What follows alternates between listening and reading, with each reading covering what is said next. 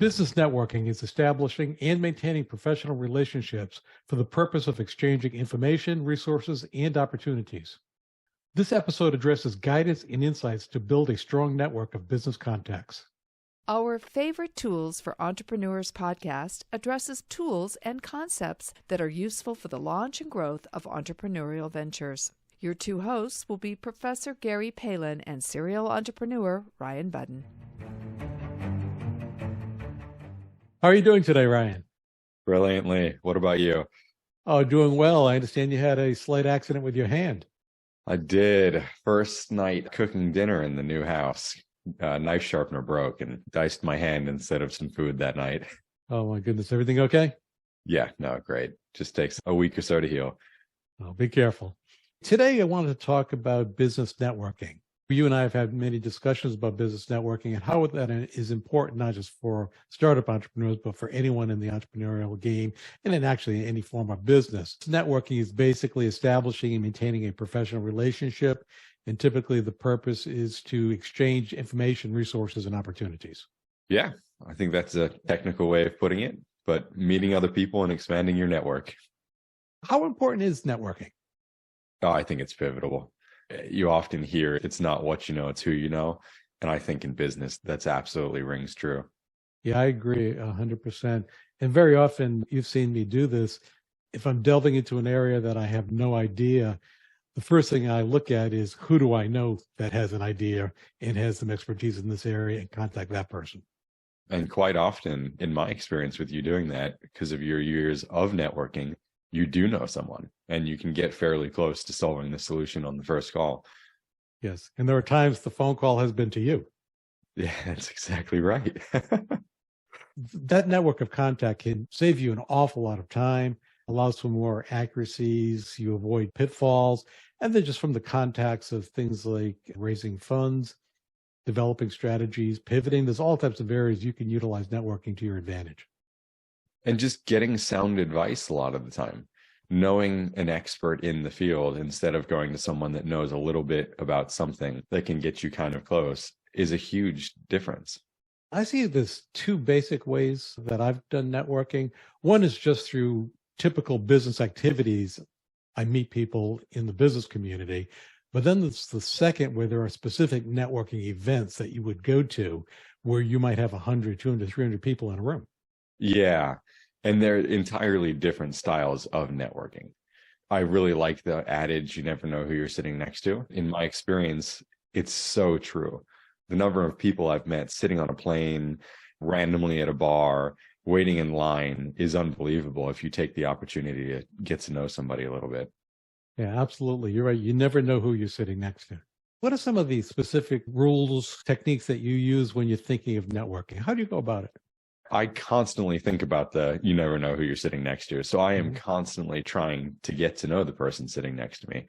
And I think that goes a long way just for fun. Oftentimes, I would say most often, it doesn't actually end up in a conversation that I'm going to continue on.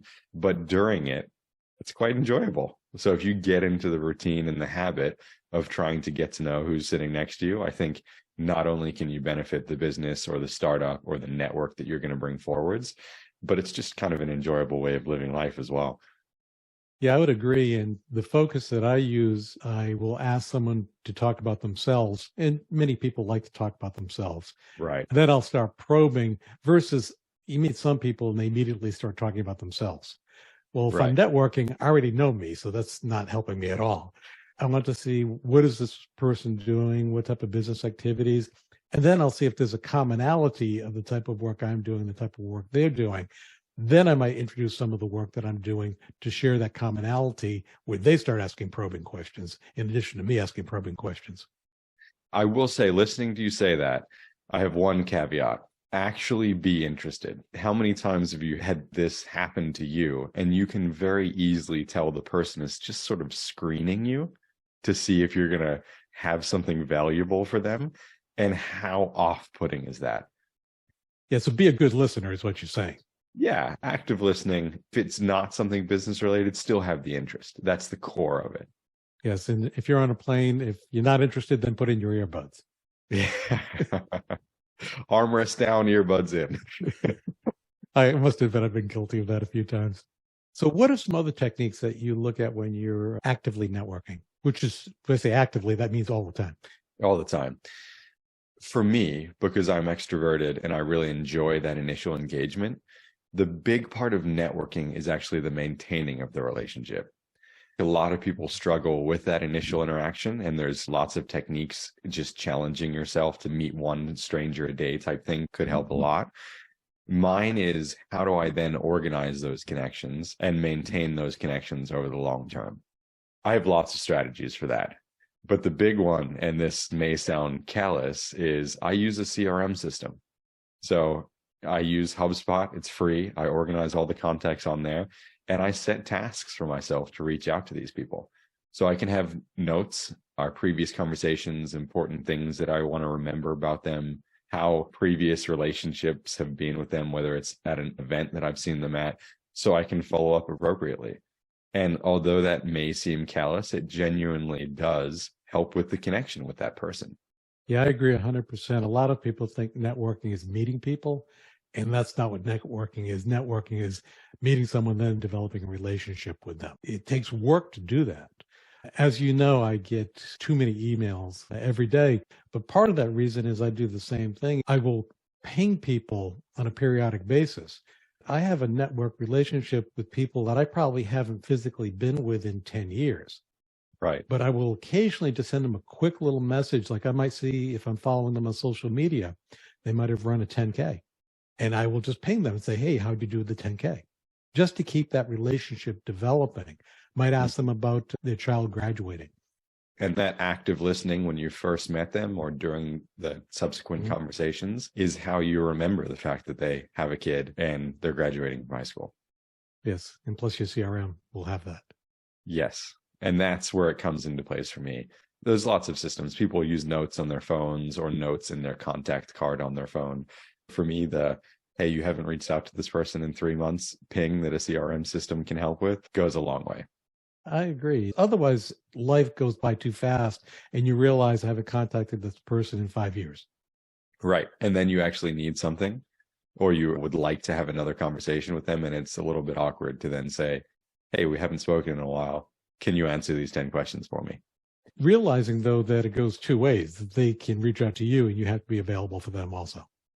Yeah, absolutely. Providing value to anyone in your network is the best thing you can do. One of the things before I even start speaking with someone is I look to develop a strong elevator pitch, because I want to be able to describe an activity, business I'm involved with in 25 words or less. Because if it takes me too long, they get confused, bored, disengaged. I want to get right to the point. So in preparation, I'd advise anyone to develop an elevator pitch for themselves. And that can be for you yourself. It doesn't have to be for a business. You can quickly surmise what you're passionate about, the industry you want to be involved in, and what you're looking for in the world if you're not already tied to a specific business. Yes, and I also want to have pre-established goals and objectives in developing this network. I don't want to do it totally random. Right. Because there is an upper limit. There is a maximum number of people that you can possibly keep in touch with in a serious way, and not just spam people with the monthly or bi-monthly or quarterly email. Hey, here's the update on my life, which is a personal pet peeve of mine. Yeah, I agree 100%.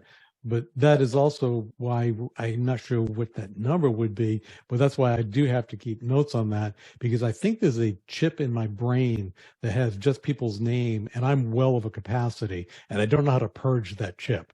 So I need some help with their names and specific information about that person. The RAM needs to be updated. Oh, Lord. The more I've been in business, the more that thing fills up, and I just can't put anything else in there. That's exactly right. So you need to offload it somewhere. Now, another thing when I first meet someone that I think is very important is to follow up promptly with that contact. I'd say you have 3 days after meeting somebody to make an initial outreach, whether that's you got their phone number and it's a quick text, nice to meet you, a follow-up email thanking them for the conversation. 3 days is the sweet spot. I feel if you do it 10 seconds afterwards, it's a little grabby. I try and aim for like 24 hours later. As we're speaking, it strikes me someone might interpret this I want to meet as many people as I can and develop a contact with as many people I can. And that, in my opinion, would be the wrong perspective. You want to look at quality over quantity. Absolutely. And how can you provide value to them as well? Even without a strong skill set, if you're just getting into business, is there just some work? Your effort is your biggest resource to be able to give people. So what can you do to help anything they're involved in as well? I found that in my networking activities, I'm probably assisting other individuals more than I'm reaching out to people for them to assist me. Right.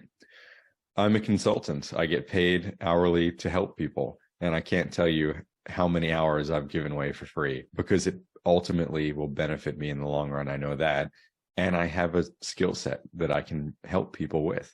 So it's an easy medium of exchange for me. Yeah, and I find those interactions, even when I'm assisting someone, there's an intellectual curiosity into what they're doing. And then I learn and I build my knowledge set while helping someone else. So I just find it interesting, which I guess call me a geek pursuing knowledge, but that's how I look at it. No, I think you have to be that way. You have to forever be curious if you're trying to get ahead. The world is changing so quickly. And if you're insular about what you're doing or the skill set that you have developed, you'll quickly find that it's out of date. I can appreciate that very well, as I'm very fortunate to be interacting with young people coming into the business community. And that's one of the ways I stay up with the latest and greatest, just from listening to my students. Yeah. And I think because of that, you're ahead of a lot of the students. There are times that would be true. I think that's being modest. What other final thoughts would you have on networking before we wrap up, Brian? A lot of times I get business cards I feel are the way of the past. It's mobile contact cards now. So just make sure you're staying ahead of the trend and making it as easy as possible for people to connect with you later. Yeah, and if you are going to an event that's a networking event, whatever you do, don't walk up to someone and hand them your business card. That's an immediate turnoff. I think you taught me this, but at networking events, my left pocket is the trash cards. I'll take a networking card and put it in my left pocket if I'm never going to look at it again. And my right pocket is the keep. So I can organize as I'm going through. And when I'll leave the event, I'll just reach in my left pocket and it all goes in the trash before I've left. That was one of my strategies, and I'm sure I've mentioned that to you, as I have many other people. But it's when you're meeting 50 people and you have business cards, at the end of the night, you can't remember who was who. So I use the left pocket, right pocket theory. I'm never shy to, in front of the person, take their business card and write on it, because I think it helps me and it also shows them that I'm serious about reaching back out. Yeah, I do that also, with the exception in some countries, writing on a person's business card is an insult and you're defacing their personal property. Very astute observation. I have not thought about it in that way. Well, I learned that the hard way. Oh, is that right? Yes. Ooh. I could show poorly. Yeah, ouch is right. Well, anyways, those are my final thoughts on networking, and I appreciate speaking with you about this, and I hope everyone pursues this and develops that skills, because it is definitely an important asset of a venture creation. Absolutely. You never know who you're sitting next to. Sounds good. Thank you. Bye. Thanks for listening to our Favorite Tools for Entrepreneurs podcast. As always, you can head over to ProfSpirit.com to check out more resources and courses designed for you, the entrepreneur. Please follow us on Spotify, Apple Podcasts, YouTube, and others to get the most up-to-date information as it is released.